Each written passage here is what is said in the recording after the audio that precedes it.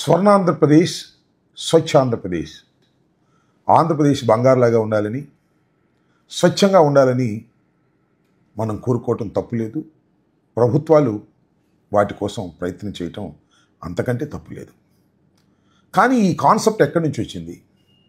స్వచ్ఛ ఆంధ్రప్రదేశ్ అంటే ఎలా ఉండాలి అనే దాని మీద కొన్ని విషయాలు మనం తెలుసుకోవాల్సినటువంటి అవసరం ఉందని నేను భావిస్తున్నాను. ఇవాళ స్వచ్ఛ ఆంధ్రప్రదేశే కాదు, స్వచ్ఛ భారతదేశం, స్వచ్ఛ ప్రపంచం ఉండాల్సిన అవసరం ఉంది. ఏమైతే మనం వాడి పారేసినటువంటి వ్యర్థాలు సమాజానికి ప్రమాదకరంగా తయారవుతున్నాయి.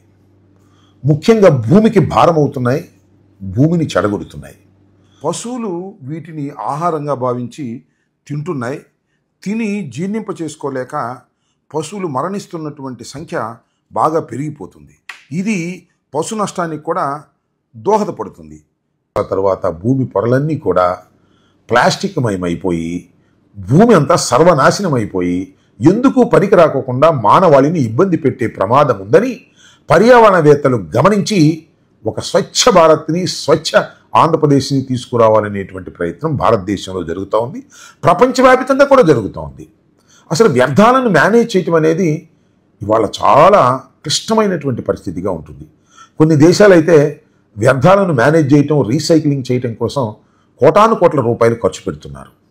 మన దేశంలో కూడా వ్యర్థాలను రీసైక్లింగ్ చేయాలని, లేదా వాటిని సర్వనాశనం చేసి మానవాళికి ప్రమాదం లేకుండా చేయాలనే ప్రయత్నాలు చాలా జరుగుతున్నా అనుకున్న స్థాయిలో ఫలితాలు రాకపోవటం చాలా బాధాకరమైనటువంటి అంశం. ముఖ్యంగా మనం మన రాష్ట్రానికి వద్దాం. స్వచ్ఛ ఆంధ్రప్రదేశ్. స్వచ్ఛ ఆంధ్రప్రదేశ్గా ఉండాలంటే ఏం చేయాలి? మనం వాడేసి పారేసిన వ్యర్థాలన్నింటినీ కూడా సక్రమంగా వాటిని వినియోగించాలి. వినియోగించాలంటే మనం చూస్తున్నాం కదా, ఎస్డబ్ల్యూపీసీ అంటే సాలిడ్ వేస్ట్ ప్రాసెసింగ్ సెంటర్స్ అని మనం అప్పుడప్పుడు రోడ్ల వెంట వెళుతున్నప్పుడు గ్రామాలకు దూరంగా షెడ్లు ఉంటాయే, అవి ఎస్డబ్ల్యూపీసీలు. వాటిని ఉపయోగంలోకి తీసుకురావాలని ప్రభుత్వాలు ఎంత కష్టపడుతున్నా శూన్యం. చాలా తక్కువ పర్సంటేజ్ మాత్రమే ఉపయోగంలోకి వస్తున్నాయి. మనం ఒకసారి రోడ్డు వెంట వెళ్తున్నప్పుడు చూడండి, గ్రామాల్లో కానీ పట్టణాల్లో కానీ బయట కానీ ప్లాస్టిక్ బాటిల్స్, ప్లాస్టిక్ కవర్స్, ప్లాస్టిక్తో తయారు చేసినటువంటి యూజ్ చేసినటువంటి వస్తువులు గుట్టలు గుట్టలుగా పడి ఉంటాయి. ఇవి వర్షం పడ్డప్పుడు ఏం చేస్తాయంటే కొట్టుకుపోయి కాలువల్లో పడతాయి. కాలువల్లో వాటర్ని ఆపేస్తాయి, ప్రమాదాలకు దారి తీస్తాయి. కాలువలు, పంట కాలువలు అన్నీ కూడా ప్లాస్టిక్తో కప్పబడిపోయేటటువంటి ప్రమాదం ఉంది. అందువల్ల ఈ ప్లాస్టిక్ని వినియోగం తగ్గించడంతో పాటు ప్లాస్టిక్ని మనం ఏదైతే వాడి బయట పారేస్తున్నామో వాటినన్నిటినీ కూడా రీసైక్లింగ్ చేసేటటువంటి పద్ధతిని అనుసరించాలనేది మనం ఇవాళ మన పర్యావరణవేత్తలు చెబుతున్నటువంటి అంశం. ఇదే క్రమంలో గ్రామాల్లో కూడా మనం చూస్తాం, రెండు డబ్బాలు వేయమంటారు. వేసి అవి తీసుకొచ్చి ఎస్డబ్ల్యూపీసీల్లో వాటిని సాగ్రిగేట్ చేసి పొడి చెత్తనంతా కూడా వేరే సైక్లింగ్ చేస్తారు. లేదంటే తడి చెత్తని తయారు చేసి కంపోస్ట్గా తయారు చేస్తారు, వర్మీ కంపోస్ట్గా తయారు చేస్తారు. ఇది ప్రాసెస్. ఈ ప్రాసెస్ అన్ని చోట్ల జరుగుతుందంటే అనుకున్న చోట్ల జరగటంలా. ఒక 5% జరిగితే చాలా ఎక్కువ. దీనిలో ఐటీసీ సిఎస్ఆర్ ఫండ్స్ నుంచి కొంత ప్రోత్సాహం ఇచ్చి గ్రామాల్లో తయారు చేస్తున్న అంత ఉత్సాహకరంగా గ్రామాల్లో కూడా దీని మీద దృష్టి పెట్టేవారు తక్కువ కావటం చాలా బాధాకరమైనటువంటి అంశం. దీనిలోనే ఈ సందర్భంగా ఒకటి చెప్పాలి. చెత్త పన్ను అని ఆ మధ్యన జగన్మోహన్ రెడ్డి గారి పరిపాలన గురించి చాలా సందర్భాల్లో మాట్లాడారు. ఇక్కడ కూడా చెత్త మీద పన్నేయడానికి వీలు లేదు. చెత్త పన్ను అంటే ఏమిటి అసలు? ఇప్పుడైతే గ్రామాల్లో కానీ పట్టణాల్లో కానీ తడి చెత్త, పొడి చెత్త రెండింటినీ కూడా సేకరించే వ్యక్తులు ఏమంటారంటే గ్రీన్ అంబాసిడర్స్ అంటారు. ఈ గ్రీన్ అంబాసిడర్స్కి ఆ గ్రామాల్లో 7, 6 ఆ గ్రామాల సైజు ప్రకారం ఉంటారు. వారికి 8,000, 10,000, 12,000 శాలరీ ఇచ్చేటటువంటి కార్యక్రమం ఉంటుంది. ఈ గ్రీన్ అంబాసిడర్కి స్వచ్ఛాంధ్ర కార్పొరేషన్ నుంచి డబ్బులు రానప్పుడు వాళ్ళు ఉద్యోగాలు పోతాయి. అప్పుడు వాళ్ళు వసూలుకి వెళ్ళరు. వసూలు మీన్స్ ఈ తడి చెత్త, పొడి చెత్త సేకరణకు వారు వెళ్ళరు. వెళ్ళకపోవటం వల్ల ఏం జరుగుతుంది? ఆ గ్రామాల్లోనే తడి చెత్త, పొడి చెత్త అలాగే పడిపోయేటటువంటి పరిస్థితి ఉంటుంది. కాబట్టి దీన్ని దృష్టిలో పెట్టుకుని వారికి పోషణ కోసం గ్రామాల్లో మనం ఎక్కడ తడి చెత్త, పొడి చెత్త వసూలు చేసినప్పుడు ఆ గ్రామంలో ఆ ఇంటి దగ్గర 10 రూపాయలు, ఈ ఇంటి దగ్గర 10 రూపాయలు, అట్లా 10 రూపాయల చొప్పున వసూలు చేసే కార్యక్రమాన్ని పెట్టారు. దాన్నే చెత్త పన్ను అని చాలా వ్యంగ్యంగా మాట్లాడుతూ వచ్చారు. ఆ చెత్త పన్ను తీసేస్తామన్నారు, మొన్న తీసేశారు.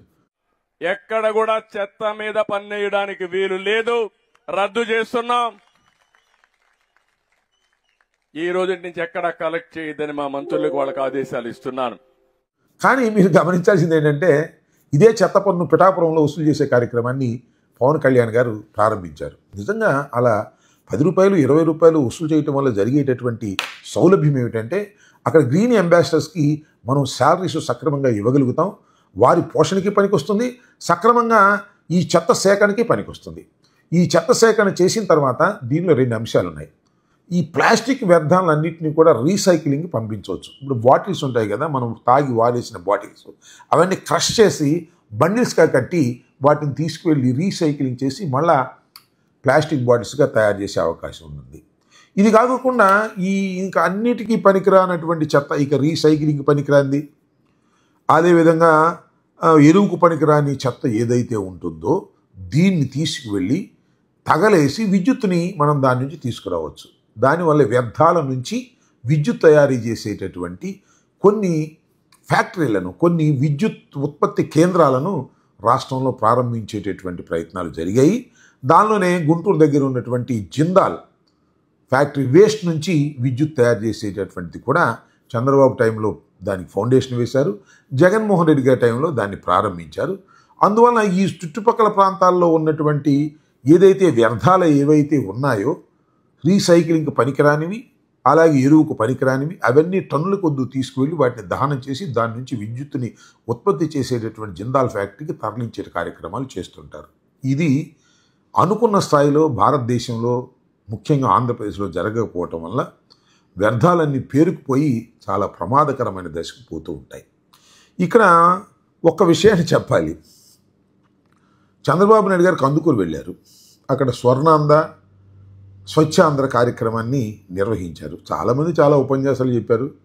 చంద్రబాబు నాయుడు గారు చాలా బ్రహ్మాండంగా చెత్త నుంచి సంపద సృష్టించేటటువంటి కార్యక్రమం చేస్తున్నారన్నారు. ఇది చంద్రబాబు నాయుడు గారు సృష్టించిందేం కాదు. చెత్త నుంచి సంపద అంటే చెత్త నుంచి ఎరువు, చెత్త నుంచి రీసైక్లింగు, చెత్త నుంచి విద్యుత్తు. ఇది ఒక కాన్సెప్ట్, వరల్డ్ వైజ్ కాన్సెప్ట్. దాన్ని దిగ్విజయంగా మన రాష్ట్రంలో చేయాల్సినటువంటి అవసరం ఉంది, కానీ చేయలేకపోతున్నటువంటి సందర్భాలు కూడా ఉన్నాయి. అందరూ గమనించాల్సిన అంశాన్ని ఇక్కడ నేను ఒకటి మీ దృష్టికి తీసుకొస్తాను. కందుకూరులో మొన్న సమావేశానికి వెళ్ళినప్పుడు అక్కడ ఎమ్మెల్యేలు, ఎంపీలు చాలా బ్రహ్మాండంగా చంద్రబాబు నాయుడు గారిని పొగిడారు. కానీ ఒక దీప్తి అనే విద్యార్థిని, బహుశా నారాయణ కాలేజీలో చదువుకుంటుంది అనుకుంటాను, ఆమెకి మైక్ ఇచ్చారు చెప్పమని. పాపం చిన్నపిల్లలు కదా, ఉన్నట్టుగా చెప్పేసింది. ఏం చెప్పేసిందంటే, మా కందుకూరులో చెత్త అంతా పేరుకుపోతుందండి, పేరుకుపోయినటువంటి చెత్తని ఎవరూ తీయటం లేదు, ఇవాళ సీఎం గారు వస్తున్నారని మాత్రం చెత్తనందరినీ కూడా క్లీన్ చేశారు, రోజు మంత్రులు వచ్చినప్పుడు సీఎంలు వచ్చినప్పుడు మాత్రమే రోడ్ల ఇరువైపులా ఉన్న చెత్తను తొలగించేటటువంటి ఒక నాటకీయ పద్ధతుల్లో జరుగుతూ ఉంది. దీన్ని రెగ్యులరైజ్ చేయాల్సిన అవసరం ఉంది.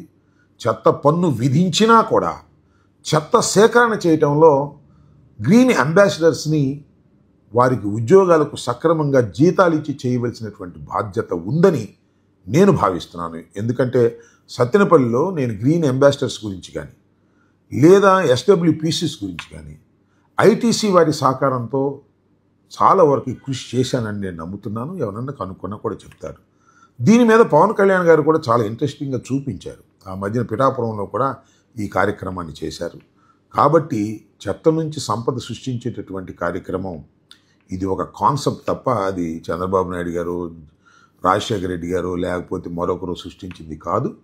దీన్ని ప్రజల్లోకి తీసుకువెళ్ళి ఈ పరిశుభ్రతను పాటించడంతో పాటు వ్యర్థాల మేనేజ్మెంట్ చేయకపోతే రాబోయే కాలంలో భూమికి ప్రమాదం, ప్రపంచానికి ప్రమాదం, మానవాళికి ప్రమాదం అనే విషయాన్ని ప్రతి పౌరుడు గుర్తించే విధంగా వారిని ఎడ్యుకేట్ చేయవలసినటువంటి బాధ్యత ఉన్నదని నేను ఈ సందర్భంగా భావిస్తున్నాను.